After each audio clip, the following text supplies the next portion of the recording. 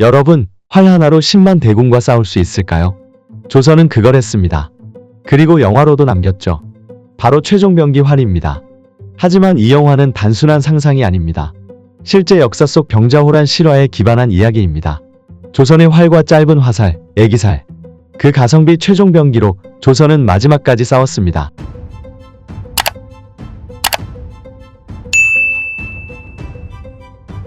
일부 전쟁의 시작 병자호란 1636년 12월 28일 청태종 홍타이지는 10만 대군을 이끌고 압록강을 건넙니다. 청군은 조선을 향해 직진하며 속전속결 전략을 펼칩니다. 조선은 방어 준비가 전혀 되어 있지 않았습니다. 의주부윤 임경업은 백마산성에서 대비했지만 청군은 산성을 모두 우회하고 곧장 수도 한성을 향해 달려갑니다. 1637년 1월 9일 청군은 개성을 통과합니다. 왕인조는 황급히 남한산성으로 피신합니다. 강화도로 가려 했지만 이미 길은 차단된 뒤였습니다. 한성은 그대로 청군의 손에 넘어갑니다. 조선은 전면 전쟁에 휘말리게 됩니다. 2부 남한산성 조선의 마지막 보루 인조는 남한산성에 들어가 버티기 작전에 돌입합니다. 산성에는 1만 4천의 병력과 수만 명의 백성이 있었습니다. 청군은 산성을 포위하고 공격을 시작합니다. 하지만 남한산성은 천혜의 요새. 조선 수비군은 맹렬히 버티며 청군을 막아냅니다. 특공대는 야습과 매복으로 청군 수백 명을 처치합니다. 그런데 진짜 문제는 다른 곳에 있었습니다. 3부 근황병 오지 않는 희망 인조는 조정에 편지를 써서 각도에 보냅니다. 삼남 지방에서 근황병을 모아달라고 요청합니다. 경상도, 충청도, 전라도, 함경도, 강원도 각지에서 수만 명의 근황병이 조직됩니다.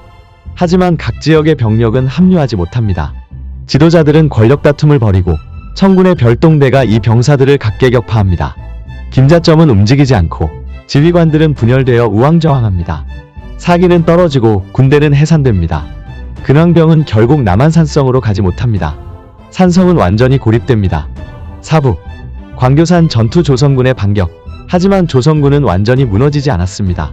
김줄용 장군은 의병과 관군 3,700명을 이끌고 광교산에 진입합니다.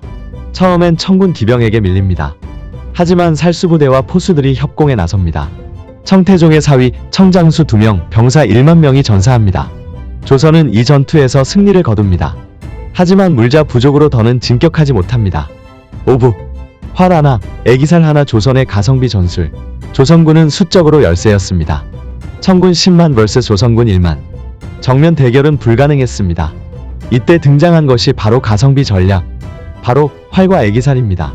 짧고 빠른 애기살은 조용히 날아가 적의 심장을 꿰뚫습니다. 적이 10명이면 화살 10발로 줄일 수 있습니다. 기습, 적격, 은밀한 타격에 특화된 무기. 애기살은 조선의 최종병기였습니다. 6부 강화도 함락 충격의 순간 1월 21일 청군은 배를 타고 강화도로 진격합니다. 수군 강진에는 이를 막아보려 했습니다. 하지만 내부 갈등으로 방어선이 무너집니다. 김경진과 이민군은 전투를 지휘하지 않고 도주합니다. 강화산성은 청군의 손에 넘어갑니다. 세자빈과 복림대군이 인질로 잡힙니다. 이 소식은 남한산성에도 전달됩니다. 인조는 큰 충격에 빠집니다. 7부 기근 남한산성의 공포. 겨울은 깊어지고 보급은 끊깁니다. 성 안의 식량은 바닥납니다. 군마를 잡아먹고 사람들은 굶어 죽기 시작합니다. 인조도 하루 한 그릇에 죽으로 연명합니다. 화약, 화살, 포탄도 바닥나갑니다.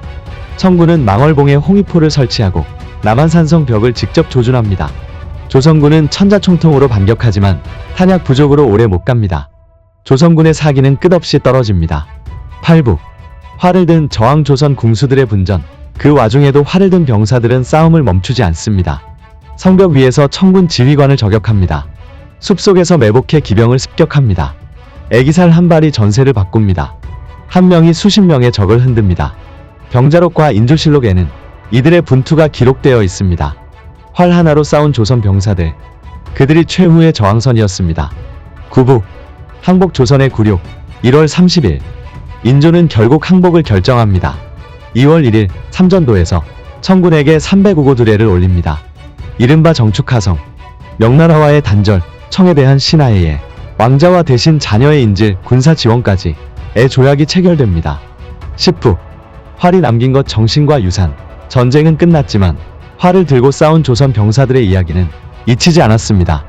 가성비 전술, 활과 애기살, 그 작고 짧은 무기가 전쟁의 끝에서 조선의 기계를 보여주었습니다. 지금도 우리는 활을 쏘고 있습니다. 올림픽 양궁 세계 1위. 그건 단순한 스포츠가 아닙니다. 조선에서 이어진 유산, 우리 민족의 전통입니다. 최종병기 활은 영화가 아닙니다. 그건 실화였습니다. 가장 가성비 좋은 무기, 활. 가장 절박한 순간, 활 하나에 모든 걸 걸었던 민족. 우리는 활로 나라를 지켰고, 혼을 남겼습니다. 지금도 그 활은 우리의 손에 들려 있습니다.